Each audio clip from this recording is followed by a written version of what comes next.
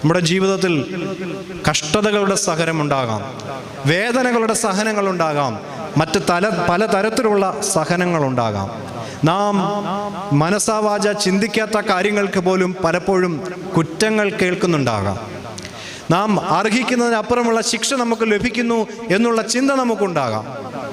അവിടെയൊക്കെ നമ്മെ പിടിച്ചു നിർത്തേണ്ടുന്ന ഒരു കാര്യമുണ്ട്. നാം എപ്പോഴും ഓർക്കേണ്ടുന്നൊരു കാര്യമുണ്ട്. എൻ്റെ ദൈവം അറിയാതെ എൻ്റെ ജീവിതത്തിൽ ഒന്നും സംഭവിക്കുകയില്ല എന്ന്.